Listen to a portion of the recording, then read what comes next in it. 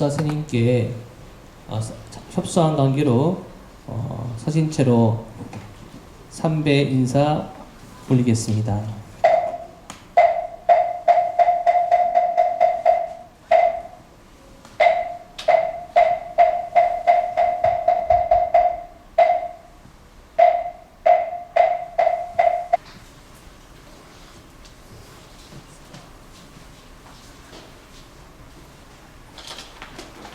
예, 오늘 다보업대의 법사 스님은 덕조 스님이십니다. 스님께서는 법정 콘세입을 이사로 출가하고 하셨습니다. 전 사단법인 맑고 향기롭게 231 사무국장, 일상사 주지, 송광사 유령 교수사, 불이랑 암주에 역임하셨습니다. 현재 송광사 승가대학장에 주석하고 계십니다. 불자 여러분들께서는 모두 큰 박수로 스님을 환영해 주십니다.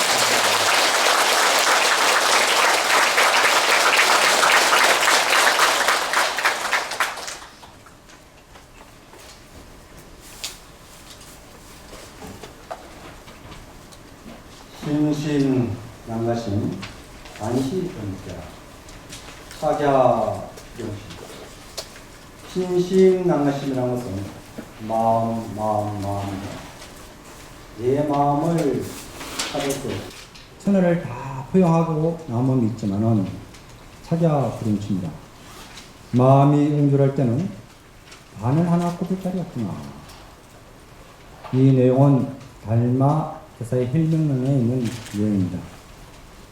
우리들은 마음을 다 가지고 계시면서도 이 마음을 어떻게 쓰느냐, 이게 중요한 부분입니다.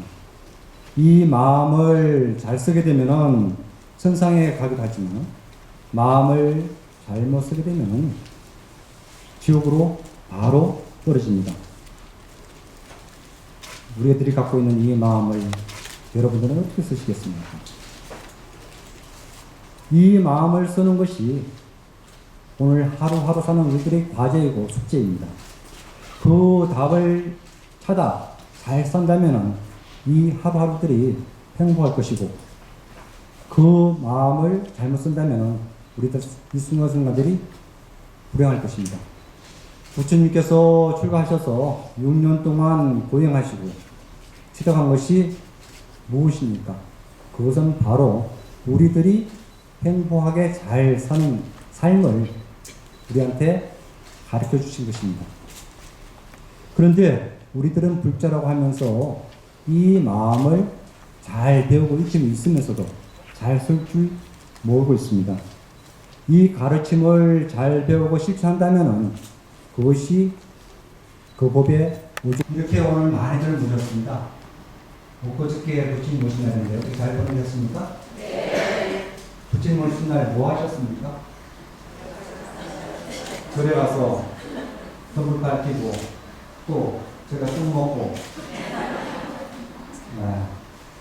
부처님 오신 날은 요번에 보니까 황금문이었어요. 그렇죠? 이것이 부처님께서 주신 선물입니다. 왜? 여태까지 2012년부터 15년까지 부처님께서 마지막으로 주신 황금문이었어요. 2017년부터는 올해가 15년, 16년부터는 황금문가 없습니다. 아셨습니까? 네. 아, 그렇대요. 그래서 그건 알고 있는 거예요. 저 하늘에 계신 분은 알고 계시는 거죠. 부처님은 이렇게 자유롭다 이렇게 말씀하셨거든요. 이 황금 연유를 우리한테 주셨는데, 근데 그 황금 연유를 어떻게 보내셨어요? 이번에 제가 이제 송광사 살면서 송광사의 그 교통이 막히기 처음이었습니다. 이렇게 하면 송광사 물론 주차장이 굉장히 협소하지만은 전라도 땅이 신심이 많이들 없다고 그러셔요. 그래서 부처님 오신 날도 그렇게 많이들 오시지 않는데 이번에는 얼마나 많이 오셨던지 저기 송광사 입구 한거리 상문을 짓고 있는데 거기서부터 차들이 못 올라왔어요. 그래서 도로가 전체적으로 주차장이 될 정도로 굉장히 많았습니다. 그런 거 보면서 야, 부처님 공덕이 대단하긴 대단하구나. 황금연유가 이렇게 효과가 있구나. 왜 우리는 이렇게 절에 가서 할까? 근데 이제 송광사 앞에 계속 스님들 얘기 들어보면 어렵다는 얘기가 많이 그렇게 하는데 올해도 마찬가지로 그 많은 사람들이 오셨는데 한 3분의 1 정도밖에 접수가 안 됐더라고요. 지금이 아니라고 해서 우리들이 인생에서는 절대 아닙니다. 우리는 항상 인사하는 그 순간부터 우리 복덕이 살아있는 것이고, 우리가 넉넉하게 베풀었을 때 그 복덕이 씨앗을 뿌리기 때문에 언젠가는 그 수록이 있다는 것을 알아야 됩니다. 물론 그 대가를 바라지도 않죠. 그러듯이 이제 등불을 밝게 되는데, 부처님 오신 날 등불 몇 개 밝히셨어요? 몇 개 밝히셨습니까? 얼마짜리 밝히셨습니까? 절에 보면은 등값이 정해져 있더라고요. 마당등이 얼마고 법당등이 얼마고. 참 부처님께서는 아시면은 기가 소통할 일인데 이게 우리 중생심이에요. 근데 우리들 자신들을 가만 보면은 또 덤을 밝히기를 어디에 밝히려고 하고 있습니까? 법당등을 밝히려고 합니다. 근데 덤을 밝히는 이유가 무엇이죠? 어떻게 보면 덤을 밝힌다는 자체는 어둠을 밝힌다는 게 아닙니다. 이 법당이 훤한데 왜 밝혀야 되죠? 그야말로 등불이라는 것은 어둠 구석, 그 구석이 밝혀야지만 효과가 있고 밝은이라는 것이 드러나는 것인데 이 법당 안에는 밝혀도 안 밝혀도 훤해요. 근데 흔히들 보면은 저 모퉁이 구석에는 덤을 밝히려고 하지 않습니다. 또 우리 중생심입니다. 그 중생심이란 뭡니까? 이기심이라는 것이죠. 근데 등불을 밝히는 이유는 무엇입니까? 어둠을 밝힌다는 것은 무명을 밝힌다는 얘기고 내 마음의 어리석음을 깨치겠다는 얘기 아닙니까? 불교란 것이 무엇이에요? 불교란 것은 깨달음의 종교, 물론 자비의 종교라고 말씀하시지만은 깨달음의 종교 아닙니까? 깨달음이란 무엇입니까? 그것은 지혜예요. 어리석음을 물리쳐야지만이 밝음이 있는 것이니까 그 밝음이란 것은 지혜를 터득하는 일이에요. 근데 지혜를 터득하는 일들이 여기 밖에 밝히는 것이 효과적일까요? 어두운 곳에 밝히는 것이 효과적일까요? 다 아시면서 왜 법당등을 켜느냐? 자신들이 마음을 잘 써. 알면서도 실천하지 않으면 모르는 만큼 못하는 것이고 알고 실천하면 부처님과 똑같은 동일한 지혜의 기록을 발휘 됩니다. 칠흑같이 어두운 곳에 등불을 밝힌다면 얼마나 감사한 일입니까? 예. 그 중앙서 보니까 등의 마당에 한 반, 3분의 1 정도 달렸을까요? 중앙서 같은 경우는. 근데 어느 전에는 갈 곳이 없어서 2개, 3개를 갈 수 같지 않습니까? 근데 여러분 생각해 보시죠. 배고픈데 가져다주면 감사합니까? 배부른데 가져주면 감사합니까? 저 외탄성 진짜 나홀로 수행하는 수행체에 여러분의 등 하나 밝힌다면 여러분을 위해서 1년 12달 기도해 드릴 겁니다. 근데 조금만 큰 죄를 가져가자 여러분은 명단이 하도 많아서 여러분 1년에 몇 번 축원해드릴지도 모릅니다. 물론 우리는 상의 노력이기 때문에 내 이름 하나 불러주길 바라는 마음이 더하잖아요.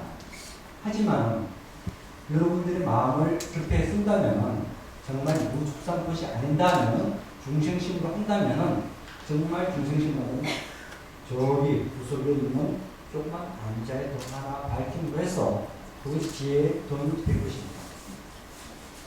이런 얘기 있지 않습니까? 부처님 당시 혈육에 보면 그래서 했는데 겨우 1전이라는 돈밖에 마련하지 못했어요. 하지만 그 돈을 가지고 기름집에 가서 기름을 구합니다. 그래서 기름집 갔더니 기름을 좀 달라고 하니까 주인이 됩니다. 그 돈 가지고는 기름을 구할 수 없습니다. 이렇게 얘기해요. 하지만 이 나타나는 가난한 여인은 그 마음을 전합니다. 내가 비록 복덕이 없어서 이렇게 가난하지만 내 마음 기독정성을 모아서 부처님한테 그 공양 올리려고 합니다. 하니까 그 주인이 그 마음씨에 환복을 해서 기름을 줍니다. 그래서 그 나타난 그 여인은 부처님한테 그 공양 올려요. 우리가 잘 알고 있는 가난한 여인의 등공양입니다. 이 등공양을 올렸는데 때마침 밤이면은 등을 꺼야 됩니다. 근데 신통제일인 명륜주자가 밤에 불을 끌어가요. 그래서 불을 끌려고 하니까 보니까 이미 신지가 다 탔는데 불구하고 이건 가난한 여인의 등불 하나가 무엇으로 만들어졌습니까? 지곡정성이 마음 하나로 다 모아진 등불이라는 거예요. 근데 우리는 모든 일들이 있어서 하나 보면은 물질적인 것으로 해결하려고 하지 않습니까? 돈으로서. 이를테면 법당에 큰 등한 대도 하나 밝히면 정부가 내 공적인 그냥 착들어 하는 것이거든요. 그렇다면은 돈 많은 사람들은 경락하고 돈 없는 사람은 지옥 가야 됩니까? 부처님께서 이런 얘기 하셨거든요. 거기에 베니스가 살고 있으니까 사람보다도 더 건강이나 먼저 간다는 것입니다. 그렇다면 그 얘기입니까? 내가 아무리 많은 죄를 지었다 하더라도 그 물에 목욕한다면 제가 씻을 수 있다면 어떻게 됩니까? 그게 진실입니까? 그 진실이 아니라는 거죠. 모든 인과법이라는 것은 정해진 법입니다. 정해진 법으로 세웠거든요. 지금 저는 빈궁하여 이 작은 등불로 부처님께 공양 올립니다. 이 공동으로 저로 하여금 내생의 지혜 광명으로도 일체 중생의 오동을 없앨 수 있도록 이런 원을 세웠습니다. 우리가 하는 일들이 무슨 마음을 가지고 하느냐가 중요합니다. 그것이 원이 들어가느냐 아니면 탐욕의 마음입니다. 이런 것으로서 모든 것이 결정됩니다. 부처님 오신 날 등불을 밝히면서 어떤 발언을 하셨습니까? 우리 가족, 누구누구, 우리 식구, 우리 기도를 보면은 한결같이 나 그리고 우리 가족 등을 미리 접수해 놓고 스님한테 청탁을 해 놓고 다 가셨거든요. 그 공덕이 될까요? 그 돈으로서 다 해결될까요? 제가 아는 신부님이 이런 얘기 하시더라고요. 주일 예배 보는 날 어떤 여인이 성당 밖에서 성당에 들어가지 못하고 울고 계시더랍니다. 그리고 천상에서 하늘에서 하나님께서 그 모습을 보시고 내려오셔가지고 그 여인한테 다가와서 묻습니다. 왜 이 주일 예배를 보지 못하시고 들어가지 못하시고 이렇게 울고 계십니까? 이렇게 물었답니다. 그랬더니 그 여인이 하시는 얘기가 저는 지금 성당에 들어가서 헌금할 돈이 없어서 못 들어가고 있습니다. 이렇게 했대요. 그 얘기를 들은 하나님께서 그랬대요. 저도 돈이 없어서 못 들어가고 있다고.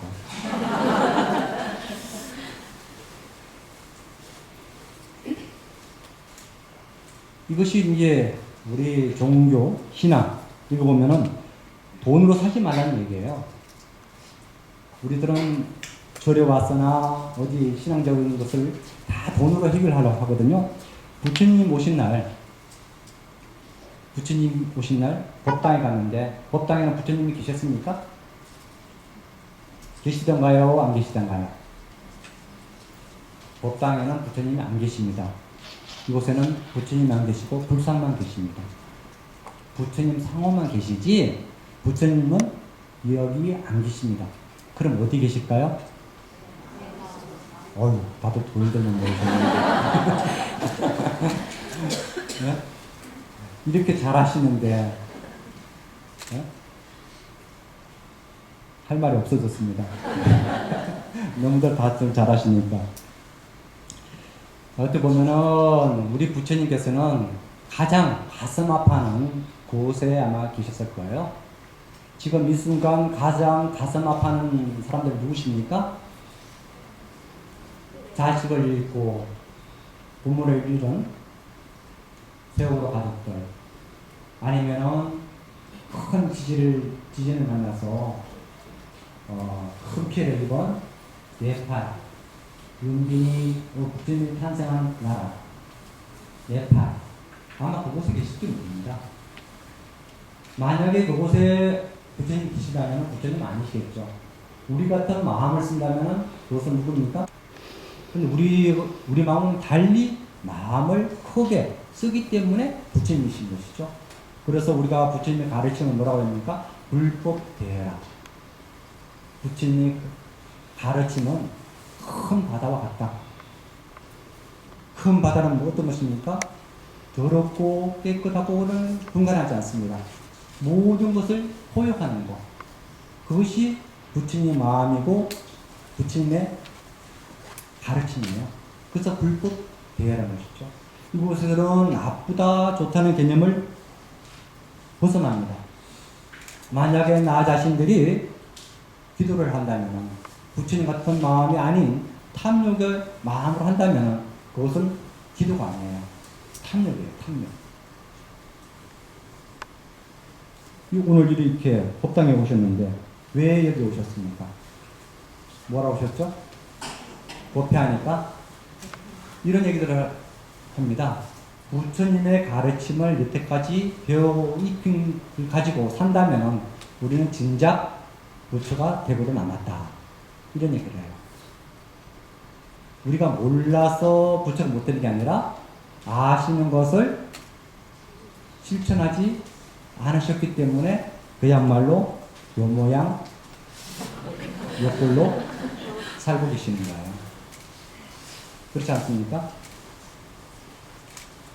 만약에 부처님의 제자라서 부처님의 그 지혜를 우리가 조금을 가슴 절절히 느끼고 행동했다면 오늘 삶이 아마 달라졌을 수 있을지 모릅니다. 여기 계신 우리 불자님들 주로 절에 가시면 기도를 많이 하시죠. 기도하실 때 어떤 마음으로 하십니까? 어떤 마음으로 하시죠? 이런 얘기했습니다. 외아들을 둔 어머니가 자식을 위해서 오종영 기도해요. 밤낮이 없어요. 기도할 때마다. 오로지 외아들 그 자식 하나만 위해서 기도를 하고 살아요. 그러니까 자식이 학교 갔다가 돌아와도 기도하고 계시고 밥 먹고 나면 기도하시고 하는 일이 주 기도입니다. 그런데 어느 날 아들이 엄마한테 물어요. 어머니 지금 뭐하고 계세요? 그랬더니 너를 위해서 기도한다. 그러는데 그러세요? 또 일 보다가 어머니 열심히 기도하는데 어머니 지금 뭐하고 계세요? 너를 위해서 기도한다. 이렇게 반복 어머니 부르고 또 어머니 부르고 몇 번 반복했더니 어머니가 어떤 반응을 일으킨 줄 아십니까? 시끄러워. 왜 불러? 너를 위해서 기도하는데 왜 자꾸 나를 불러? 이렇게 발끈했다는 거예요. 오로지 내 자식을 위해서 기도하시는 엄마가 자식이 부르는데 그 자식이 말 몇 번 듣는 소리에 발끈해서 화를 낸다면 앞에 있는 부처님은 어떠실까? 내 앞에 계신 부처님은 어떠실까요? 귀가 따가워서 어떻게 지낼까요? 그래서 우리들이 기도할 때는 부처님을 향해 아니라 내 부처한테 기도한다는 마음을 해야 돼요. 내가 부르고 내가 짜증내지 않을 수 있는 목소리고 직업정이 되느냐. 내가 나를 불러놓고 이해하고 내가 불러놓고 내가 이해를 하는데 수십 번, 수백 번, 수천 번을 불렀을 때 과연 나 자신은 짜증내지 않고 예, 그래, 맞다 이렇게 할 수 있는 직업정성으로 우리가 기도를 하고 있는 거예요. 한번 돌이켜 보십시오. 우리가 절에 특히 기도처 가보면은, 보궁들 가보면은, 거기는 아수라장이거든요. 과연 기도하러 오신 분들인지, 뭐하러 오신 분들인지 기가 막히게 노릇입니다. 그야말로 기도하시는 모습 보면은 탐욕으로 찌들어 있어가지고, 양보심도 없고, 배려심도 없고, 오로지 자기밖에 없어요. 그런 가운데 기도를 한다면 그것이 어떻게 기도가 될까요? 만약 부처님이라면 들어드릴까요? 여러분 입장이 바뀌어서 내가 부처님이다. 들어줄까 말까? 예? 안 들어주겠죠? 내가 중생이 나도 안 들어주는데 부처가 들어줄까? 부처님이니까 들어주십니다. 부처니까 들어주십니다. 하지만은 거기에는 인과가 있어요. 모든 일에는 인과가 있거든요. 부처님은 들어줄지 모르지만 옆에 계신 분들은 안 들어주셔요. 옆에 계신 분들은 어떤 마음을 먹습니까? 그래, 네 기도가 잘 되나 보자. 그게 뭡니까? 옆에서는 너 기도가 잘못되길 주문하고 있는 겁니다. 그래서 기독교에서 말하는 다락방에서 그거 하는 그 말씀이 틀린 게 아니라는 거예요. 기도할 때는 남몰래 조용히 방해롭지 않게 직업정성으로 내 자신이 감동할 정도로 기도하시라는 겁니다. 그렇지 않을 때는 그 기도는 탐욕이 들고 욕심이 들고 아만하게 됩니다. 남을 보여주기 위한 기도예요. 그게 무슨 영혼이 있겠습니까? 여러분들 행복하십니까? 여기 오신 분들 다들 앞에 계신 분은 굉장히 화사하고 단청을 하셔가지고 더 예쁩니다. 여기다가 색칠을 아름답게 해봄으로 해서 내 마음에 향기를 하기 위해서 기도하게 되는 것이죠. 그렇지 않습니까? 우리들의 삶이 풋풋하고 반방하고 재미없다면 기도를 통해서 내 자신이 새롭게 태어나야 됩니다. 우리들이 하는 일상들 보십시오. 하는 일이 맨날 반복되지 않습니까? 1년 365일 보면은 대동소이하게 큰 변화가 없으시죠? 너무 퍽퍽하지 않으세요? 퍽퍽하죠? 퍽퍽했을 때는 어떻게 해야지, 어떻게 기름칠을 해야 되죠? 내 삶에 향수를 뿌려야 되는데 어떻게 해야지만 그 향수가 납니까? 네? 물론 생활의 변화가 필요합니다. 내가 하는 일은 내 자신이 한 생각을 바꿨습니다. 민민하게 다니는 게 아니라 호주문에 꽃씨를 담아서 다니면서 여기저기 구석구석 뿌렸다는 겁니다. 그 꽃씨를 뿌렸는데 1년이 지나고 1년이 지나고 3년이 지나니까 그곳에는 어떻게 됩니까? 봄, 여름, 가을, 겨울 평평한 길이 아니라 그 길이 꽃길이라는 거예요. 우리들 삶을 보십시오. 우리의 삶을 보면은 어디 보면은 그날이 황폐하게 이럴 때 없지만은 한순간 생각을 바꾸면은 달라집니다. 그래서 우리들의 절에서는 늘 하시는 얘기가 방금 제가 말씀드렸듯이 내 마음을 알 수 없구나. 그 마음을 욕을 쓸 때는 천하를 다 표현하고 있지만은 마음을 읽을 때는 다 표현하고 나눠 있다는 거거든요. 그 같은 한 마음 자리에 어느 순간은 너그럽고 어느 순간은 단 하나 뽑을 수 없는 이 마음꽃을 피워보셨습니까? 마음꽃을 보셨습니까? 오늘 마음꽃을 주러 오지 않으셨어요? 마음꽃이 어디 있을까요? 사람이 보면은 다 사람마다 각자의 아름다운 꽃을 갖고 있습니다. 그 꽃. 근데 그 꽃에는 향기가 있는 사람이 있는 반면 또 향기가 없는 사람도 계시거든요. 향기 있는 사람은 많은 사람들이 주변에 모여들 것이고 마음에 향기가 없는 사람은 어떻게 됩니까? 나홀로예요. 그 인색한 마음이에요. 그러듯이 내 마음에 어떤 꽃을 뿌리고 향수를 뿌린 따라서 내 삶이 달라집니다. 그야말로 우리들 자신들이 이 불교를 믿는다는 자체는 뭡니까? 내 삶을 바꾸는 일이에요. 인생은 몇 살부터? 살자를 바꾸는 불교를 만나고 바꾸는 거예요. 왜? 여태까지 정해진 나의 사주팔자를 바꾸는 거는 뭘로 바꿉니까? 마음 바꾸는 거잖아요. 사주팔자 바꾸는 건 마음 바꾸는 거예요. 스님들은 사주팔자 보면은 사주팔자에 없대요. 왜? 정해진 삶이 아니라 우리는 역경을 살잖아요. 여러분처럼 머리 들고 살아야 되는데 그것을 끊어버리고 반대길이 없잖아요. 그러니까 여러분의 사주팔자를 한번 보셨다면 그 사주팔자가 바뀝니다. 근데 굳이 전례 안 오셔도 집에서 바꾸시면 돼요. 왜? 우리가 정해진 업이란 것은 없습니다. 불교란 것은 마음을 바꾸는 일이라고 그랬는데, 마음 바꾸는 작업은 우리한테 주어진 신구이삼업, 우리가 몸으로 행동하는 거, 입으로 말하는 거, 생각을 바꾸는 거예요. 여러분께서 여러분이 이렇게 내 팔자가 왜 안 풀리나 했다면은 분명히 거기에는 원인이 있거든요.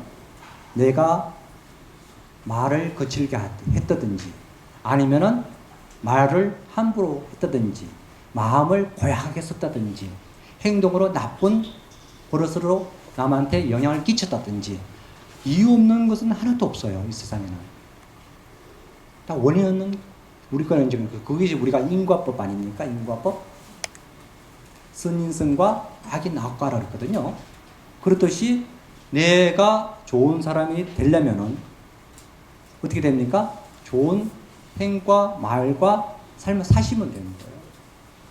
근데 우리들 자신들 보면 그 업을 바꾸기가 굉장히 힘들거든요. 저도 지금 앞에서 법문한다고 말을 굉장히 신경 쓰고 말하고 있거든요. 왜? 경상도 발음이 나올까봐. 그건 제가 경상도 분들이 안 되는 발음이 꼭 있어요. 쌀은 됩니다. 그러니까 신경을 안 쓰면 옛날 업이 그대로 나오고요. 신경 안 쓰면 옛날 업이 그대로 발현되는 거예요. 그렇듯이 우리들의 삶도 내가 이때까지 해서 나쁜 결과가 왔다면 무엇이 원인이 있을까? 한번 돌이켜 보십시오. 그러고 나서 그 생각과 말과 행동을 바꾸시는 거예요. 그런 일 있잖아요. 내 생각과 말과 행동을 바꾸면 내 인생이 바뀐다. 인격이 달라지고 인생이 바뀐다. 인생이 바뀌면 팔자가 바뀐다는 거예요. 그렇다면 그것이 바뀌는 겁니다. 이것이 우리가 불자로서 팔자 고치는 방법이에요. 그렇게 생각하지 마십시오. 부처님께서 과거 친구께서 무엇이 불교입니까? 이렇게 물으니까 과거 친구, 과거 현재는 스가모니 부처님이시면 과거 7분이 부처님이 계셨는데 그분들이 한결같이 하신 얘기가 그거예요. 제왕막자하고 중성공명, 자전기하고 하면은 시제부주입니다. 중성공명, 제왕막자. 제왕막자 모든 나쁜 일들은 거듭거듭 짓지 말고 중성공명 많이 행하라. 지금 절에 30년, 40년, 50년 우리 모부사님들은 한평생 절에 다니셨는데 다 아시는 내용입니다.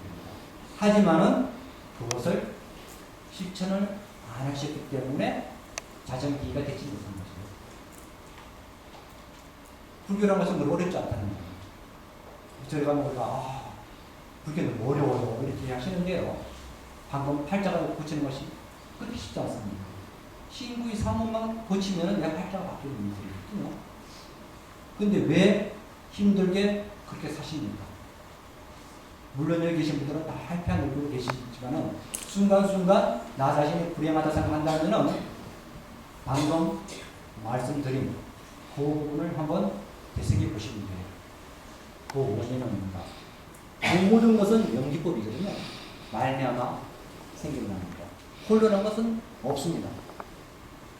다 같이 상호 공존이에요. 오늘 제가 여러분이 안 계시다면 저는 어디를 대고 말을 하겠습니까?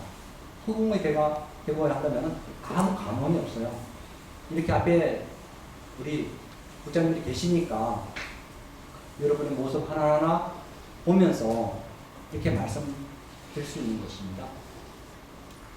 그러니까 우리들이 팔자 고치고 행복한 삶이라는 것은 결코 어렵지 않다. 내 팔자 고치는 것은 간절한 마음으로 내 업을 바꾸는 일이다. 내 업이라는 것은 딴 업이 아니라 법도가 좋은 업, 나쁜 업이래요. 좋은 일들은 거듭거듭 하는 것은 좋은 선업인 것이고 악업이라는 것은 나쁜 일을 거듭거듭 하는 일이 악업이에요.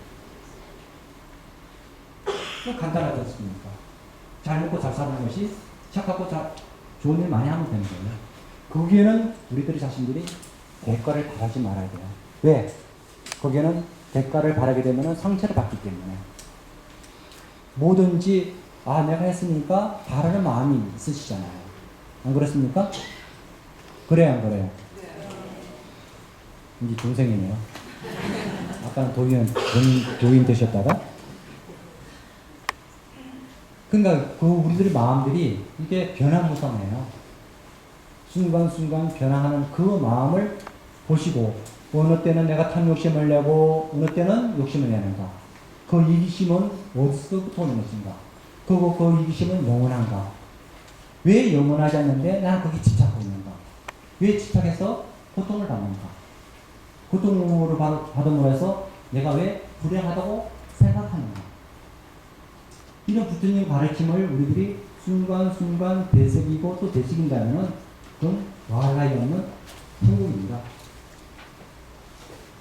그리고 부처님 가르침이라는 것은 우리 쉽게 이렇게 합니다.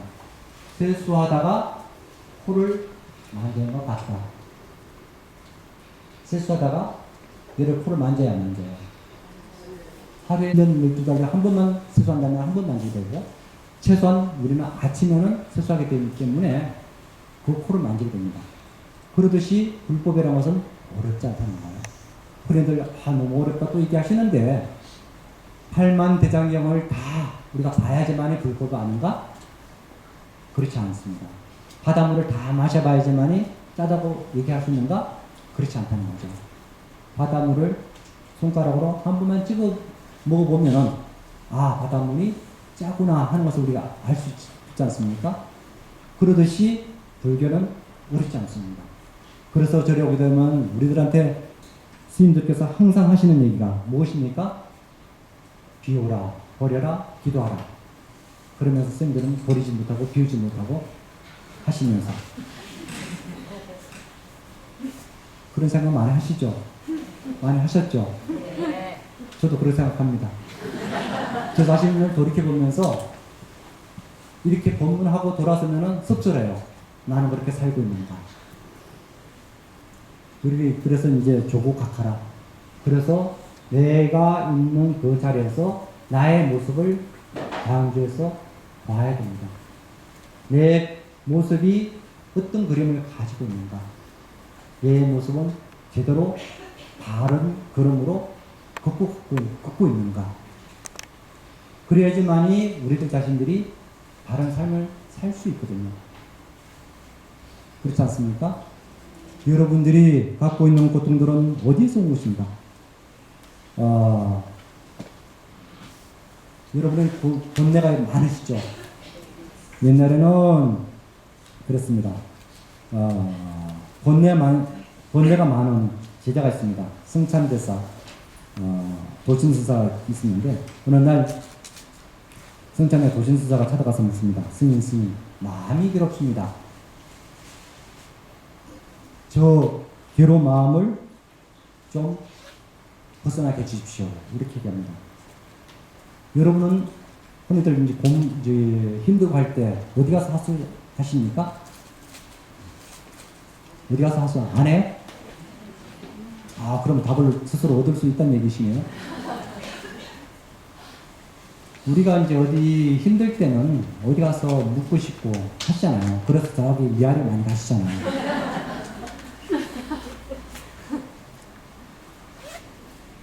그런 물음을 여러 번 생긴다면은 여러분 앞에 있는 부처님한테 한번 따져 물어보세요. 앞에 계신 분한테.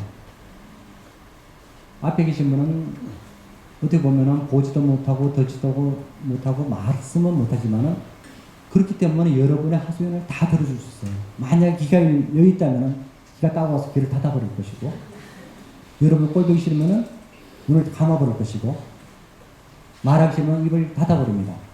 하지만은 저분은 귀를 항상 열고 계시고, 눈은 항상 열고 계시고, 입은 항상 열려있기 때문에 여러분의 어떤 질문, 어떤 그 모습, 어떤 질문에 다 답을 주셔요. 벙어리인데 불구하고 답을 주신다고요. 왜 그럴까요? 여러분 자신이 답을 갖고 계시기 때문에.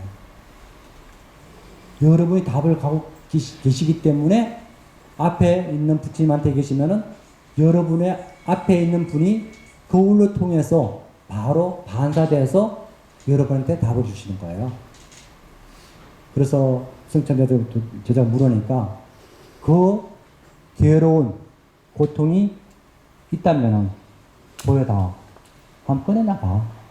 그러면은 내 고통을 없애주겠다. 이렇게 말씀하셔요. 그러니까 그 제자가 여태까지 힘들어서 고뇌했었는데 찾아보려고 하니까 찾을 수가 없어요. 그래서 스님 찾으려면 12달에 한 번만 세수한다면 한 번만 만지고요. 최소한 우리는 아침에는 세수하게 되기 때문에 그 코를 만지게 됩니다. 그러듯이 불법이라는 것은 어렵지 않다는 거예요. 흔히들 너무 어렵다 또 얘기하시는데 8만 대장경을 다 우리가 봐야지만이 불법이 아닌가? 그렇지 않습니다. 바닷물을 다 마셔봐야지만이 짜다고 얘기할 수 있는가? 그렇지 않다는 거죠. 바닷물을 손가락으로 한 번만 찍어 먹어보면은 바닷물이 짜구나 하는 것을 우리가 알 수 있지 않습니까? 그러듯이 불교는 어렵지 않습니다. 그래서 저리 오게 되면 우리들한테 스님들께서 항상 하시는 얘기가 무엇입니까? 비우라, 버려라, 기도하라. 그러면서 스님들은 버리지 못하고 비우지 못하고 하시면서 그런 생각 많이 하시죠? 많이 하셨죠? 저도 그렇게 생각합니다. 저 자신을 돌이켜보면서 이렇게 법문하고 돌아서면은 씁쓸해요. 나는 그렇게 살고 있는가. 그래서 이제 조국각하라. 그래서 내가 있는 그 자리에서 나의 모습을 강조해서 봐야 됩니다. 내 모습이 어떤 그림을 가지고 있는가. 내 모습은 제대로 바른 걸음으로 걷고 있는가. 그래야지만이 우리들 자신들이 바른 삶을 살 수 있거든요. 그렇지 않습니까? 여러분들이 갖고 있는 고통들은 어디에서 온 것인가? 여러분의 번뇌가 많으시죠? 옛날에는 그렇습니다. 번뇌가 많은 제자가 있습니다. 승찬대사, 도신스사가 있었는데, 어느 날 승찬의 도신스사가 찾아가서 묻습니다. 스님, 마음이 괴롭습니다. 저 괴로운 마음을 좀 벗어나게 해주십시오. 이렇게 얘기합니다. 여러분은 흔히들 이제 힘들고 할 때 어디 가서 하십니까? 어디 가서 하세요? 안 해요? 그럼 답을 스스로 얻을 수 있다는 얘기시네요. 우리가 이제 어디 힘들 때는 어디 가서 묻고 싶고 하시잖아요. 그래서 저기 위아래 많이 가시잖아요.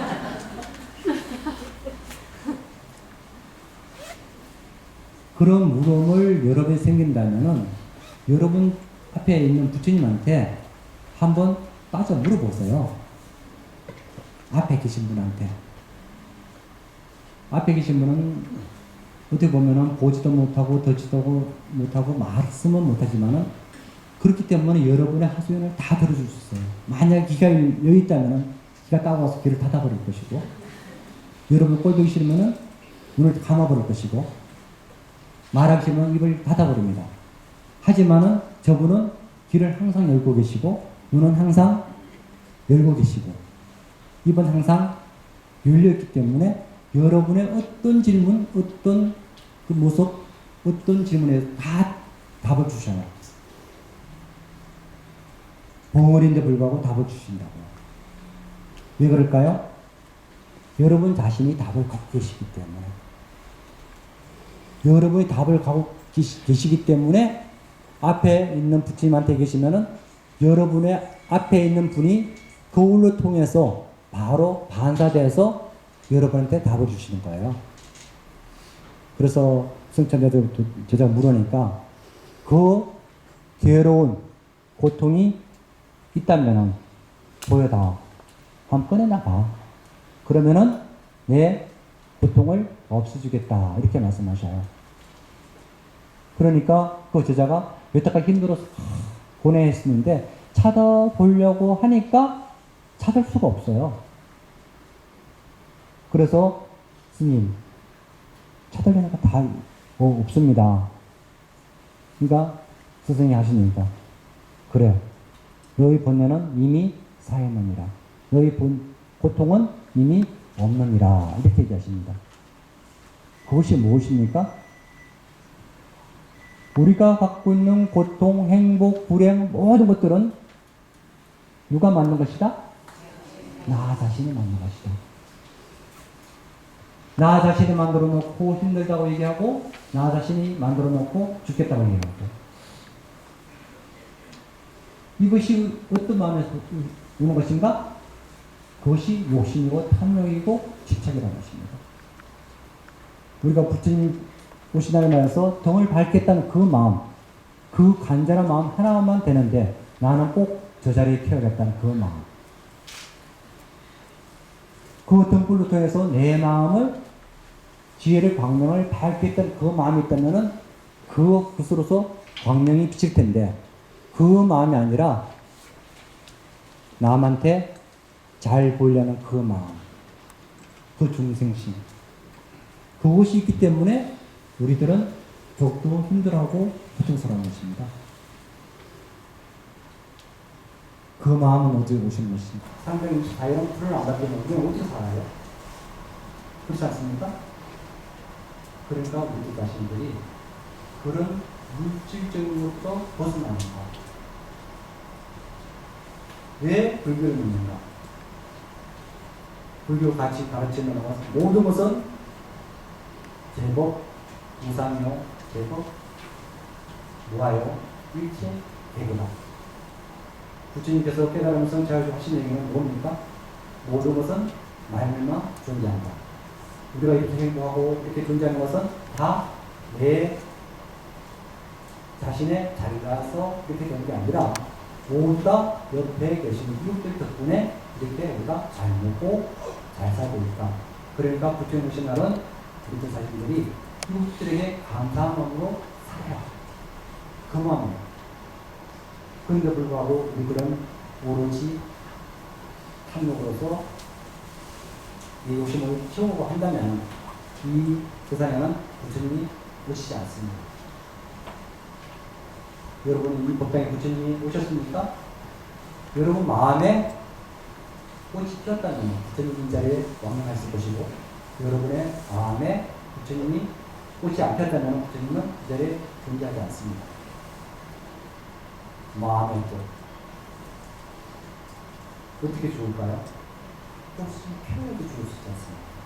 꽃을 피워야 하늘이 쏟아서 벌과 나비가 모여들 것이고, 그렇지 않다면 우리들은 이렇게 살다가 이렇게 갈 것입니다. 여러분은 행복하셔야 돼요. 이렇게 오신 것은 함께 살려고 오지 않았습니다. 그리고 우리들 불자들은 남 흉내내지 마십시오. 언제 무엇이든지 여러분이 당당한 부처로서, 주인공으로서 존재해야 됩니다. 인제어록에 있듯이 주처작주 부처입니다.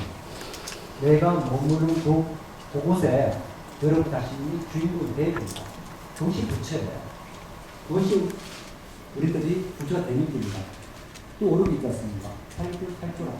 부처를 만난 그것이, 그래서 이제 우리 부처님 같은 경우는 각 사찰마다 형상이 다 다르잖아요. 그래서 불쌍합니다. 여러분도 언젠가 깨달음을 성취하고 한다면 그 앞자리에 당당히 앉을 수 있습니다. 여러분이 부처세요. 여러분 자신 있게 살아야 됩니다. 남을 탓하지 마십시오. 모든 것은 나로 말미암아 생긴 일들이에요. 감사한 일 있다면 이 부분에 감사하라. 또 내가 좋은 일 있다면 이 부분에 내가 좋은 일 있는 것이고, 모든 것은 나로 말미암아 생겼기 때문에 모든 것은 나 자신한테 있는 것입니다. 그래서 우리들이 자신들이 부처답게 살 수 있다는 것은 마음을 잘 쓰는입니다. 그래서 마음 그 마음을 알 수 있구나. 마음이 오를 때는 천하를 다 허용하고 마음이 오늘에도 하나하나 꼭 잡았구나. 이것은 우리 자신들이 같은 마음을 갖고 있지만 마음을 잘 써서 부처님과 같이 부처님 불법 대처럼 천을 허용하고도 남음이 있는 대자들에 대한 큰 부처님같이 살라는 겁니다. 그래서 부처님을 잘 닮아서 우리도 부처님같이 날마다 마음의 꽃을 피우고 마음의 향기를 만들고 그래서 이웃들에게 큰 덕이 되는 그런 참된 불자가 되어야 합니다. 오늘 이 자리를 빌어서 감사드립니다. 여러분 다 같이 마음꽃을 피우고 마음의 꽃을 주어 가시길 바랍니다. 감사합니다.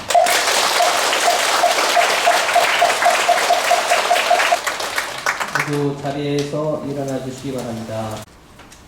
오늘 좋은 법문해 주신 덕조 스님께 다시금 감사의 큰 박수 부탁드리겠습니다. 다음은 화가모님을 경전히 읽겠습니다.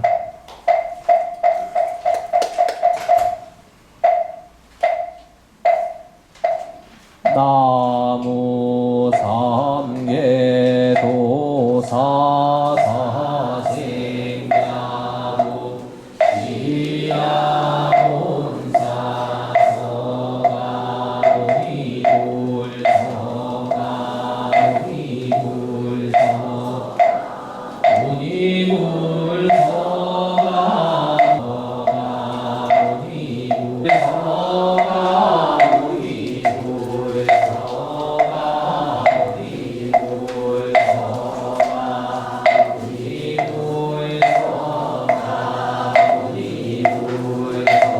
인사하겠습니다. 이 시간 이 법회 이후로 덕조 스님 출판 기념 연회가 조촐할 기념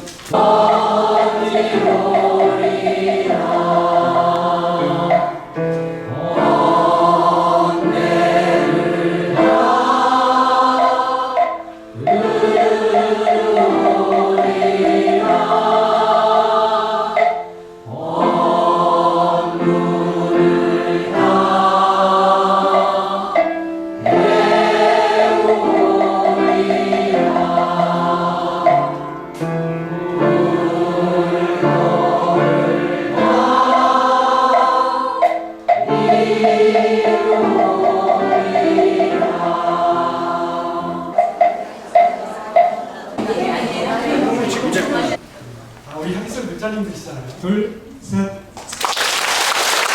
이렇게 경사스러운 자리에서 축하드리겠습니다.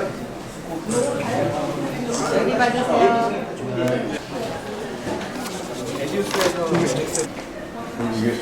저기서 잘 죽겠구만.